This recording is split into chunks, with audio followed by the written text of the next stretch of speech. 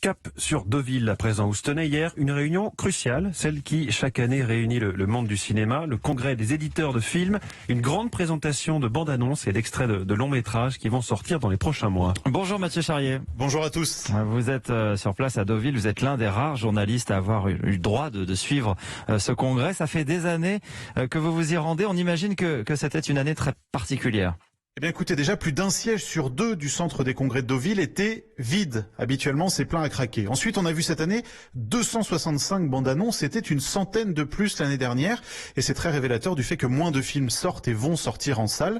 Notamment les blockbusters américains qui ne cessent de repousser leur date de sortie.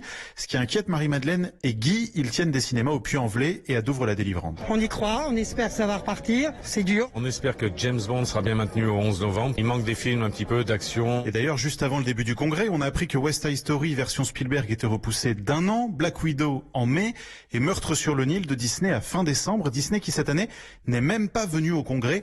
Les exploitants de salles leur en veulent beaucoup d'avoir finalement sorti Mulan directement sur Disney+, sans être passé par leur salle. Et donc Mathieu, sur ces 265 bandes annonces, qu'est-ce qui a retenu votre attention ? Alors du côté des étrangers, c'est vrai que le programme est très light, mis à part James Bond qui s'annonce à la hauteur, tout comme le nouveau Top Gun que l'on attend toujours. On a d'ailleurs revu les mêmes images que celles qui nous avaient été présentées l'an dernier. En revanche, du côté des Français, le programme est dingue. OSS 117, j'ai vu 3 teasers, le nouveau film en Afrique noire s'annonce à la hauteur. Ça sortira en février. Dingue aussi, les premières images d'Eiffel sur l'histoire d'amour de Gustave Eiffel sur fond de construction du monument.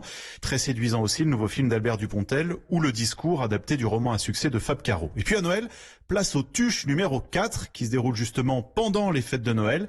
Et en exclusivité pour Europe 1, voici le chant officiel entonné par la famille Tuche et dévoilé hier à Deauville. Oh, vive les frites, vive les frites, vive les frites d'hiver. Boules de gras et sauce qui pique et une suce pour grand-mère. Ça promet. On a toujours des frites avec les Tuches. Merci beaucoup Mathieu Charrier.